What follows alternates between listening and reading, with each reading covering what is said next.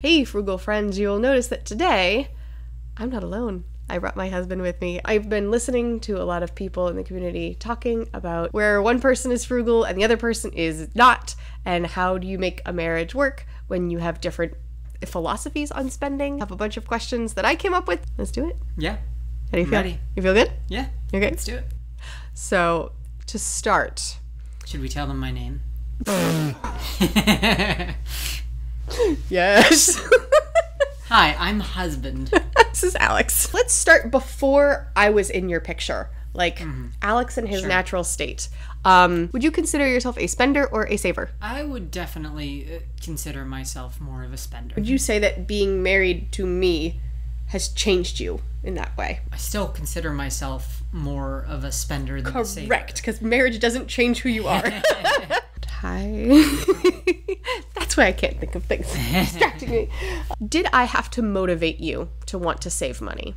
Because you just mentioned, like, you see the written budget and you can see, if I want to invest, I can't spend that. Is that enough of the motivation, or have I had to convince you of a need to save money against your natural spender inclinations? I don't know how much you've told your channel about our debt journey. Oh, okay. I mean, when we first got married, I think we both realized pretty quickly, we're in a bit of a hole here. And our shovel is not very big yet. It was not a big shovel at the beginning at all.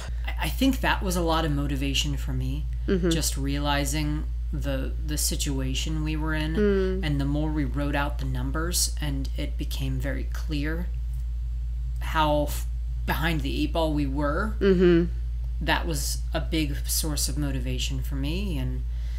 And it was also motivating to see the debt numbers go down. It's true, yeah. And I don't remember if I've talked about that before, but like when we got into our budgeting software that like connected with our bank account, and we could see anytime you spent and swiped, I could see, and anytime I spent, you could see, and that was one of the most motivating things for me. Was like there's total accountability here. There's no place to hide.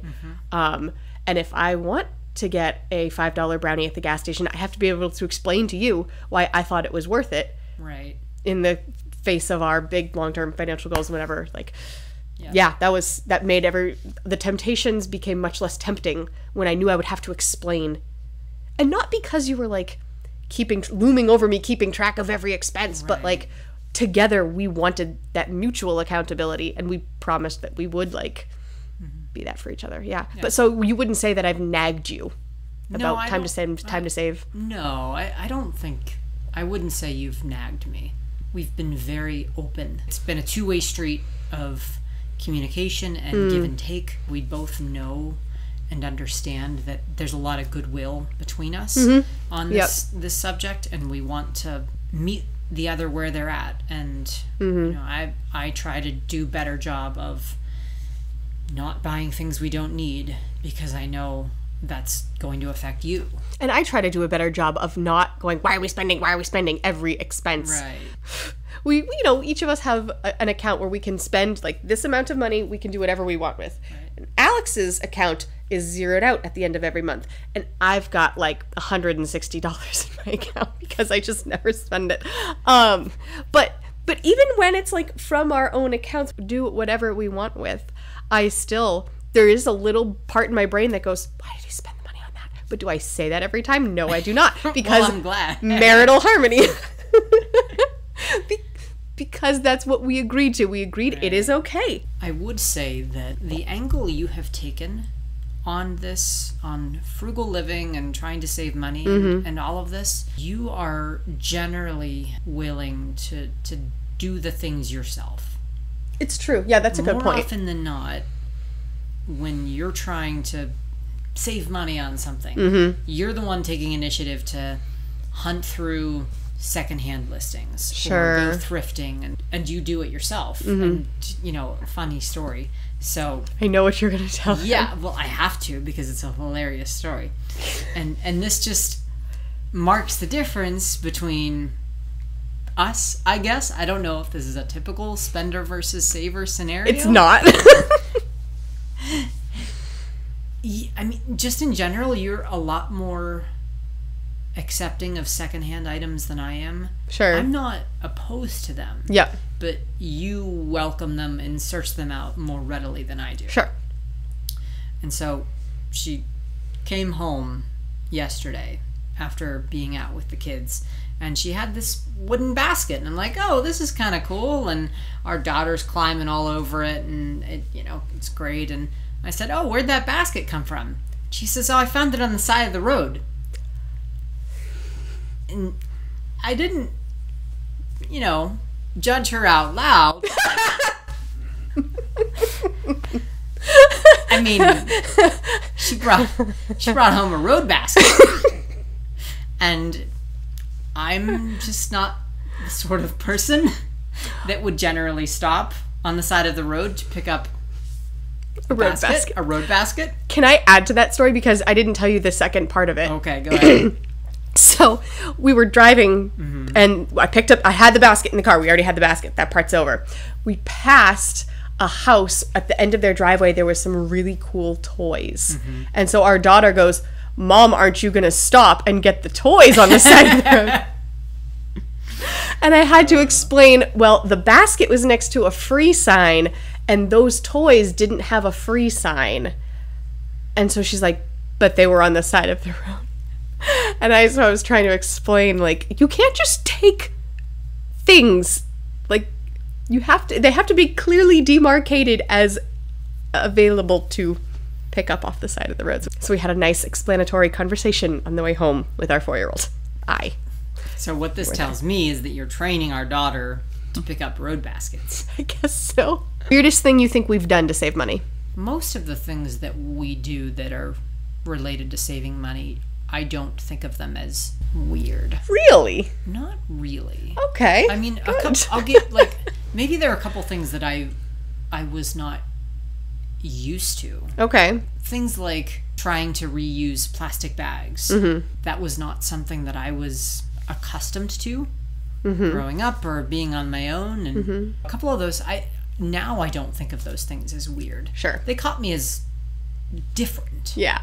When I saw me randomly doing it the first time. I'm sure you were the first one to do it. I'm sure. Yeah, but you know what? I also don't have a memory of like my parents washing and drying their plastic bags. I think that was a thing I probably first read it in the Tightwad Gazette, testing 14 different kinds of laundry detergent to see which one is the cheapest. Yeah, but you wouldn't have done that without YouTube. It's probably true. It's probably true. Here we go. I'm going to count to 3. Okay. And on the count of 3, we are going to say the thing that people can do to save money that you and I argue about the most. Ready? Ready? 1, 2, 3. Thermostat. Yep. Do you want to tell the lovely people how we handle our thermostatic battles? I think over the years, we've kind of reached a bit of an equilibrium. When we first got married and moved in, it was just us and we didn't have any kids. It's pretty cold in the winter. Cold in the winter, specifically because we didn't have kids. I definitely was the one to say, we don't need it any higher than 62 degrees. And you were like, Yes, we do.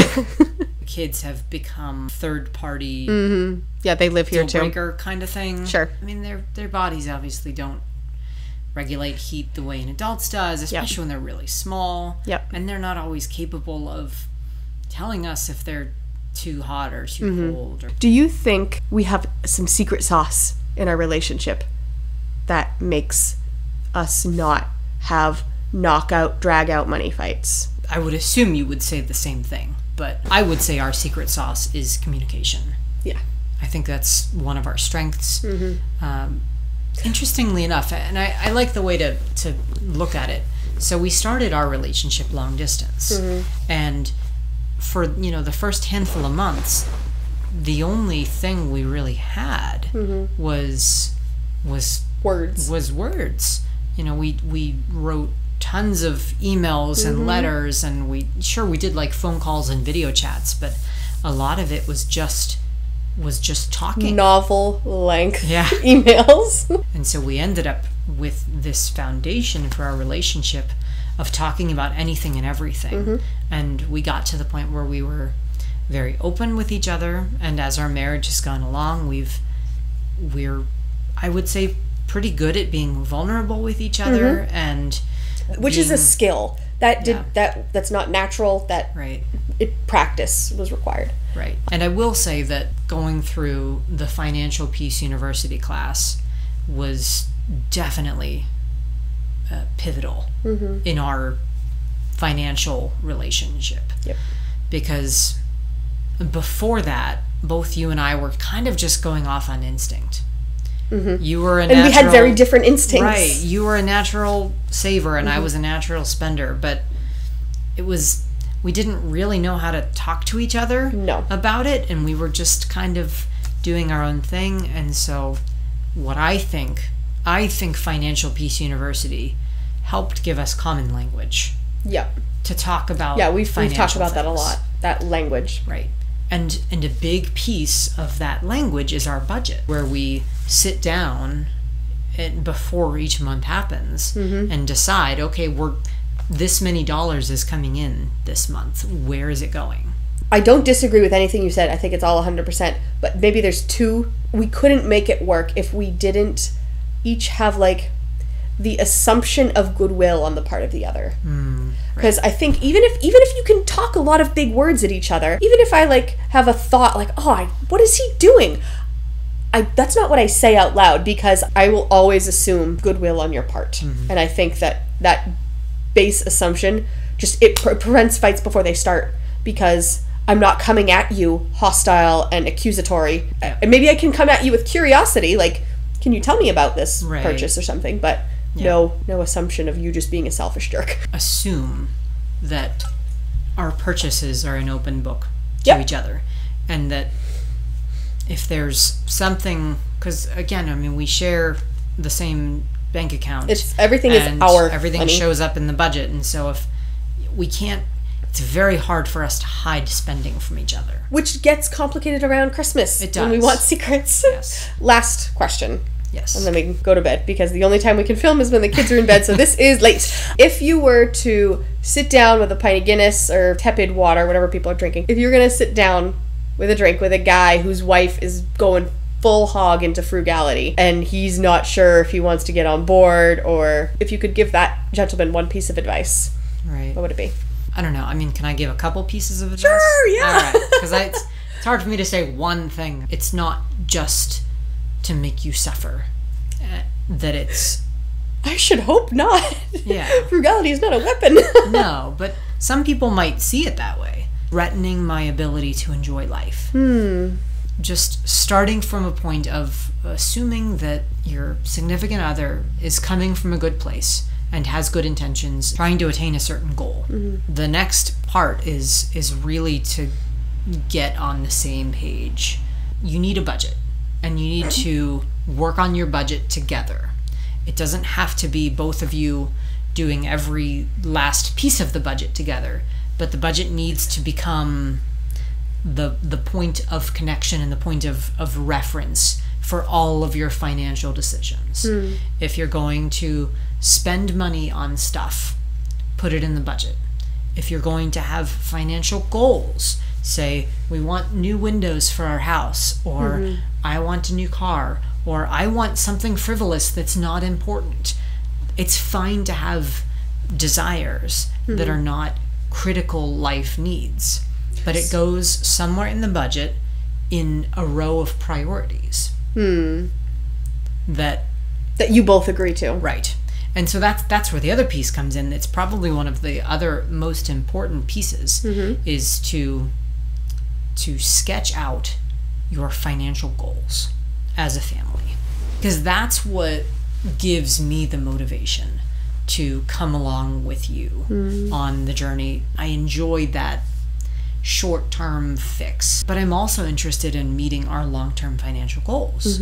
The last thing I'll say is that there's going to be a give and take. There are going to be times where you want to spend money, but it's best for the family as a whole that you don't. The same give and take goes for the frugal person. Absolutely. They need to realize too that unless you're in dire circumstances, you need to find some ways to allow the spender a little bit of freedom so that they don't feel trapped and persecuted. Yeah, that's a good way of phrasing it, because otherwise they're never going to stick with you long term. Talk talk to your spouse and be flexible. Both of you.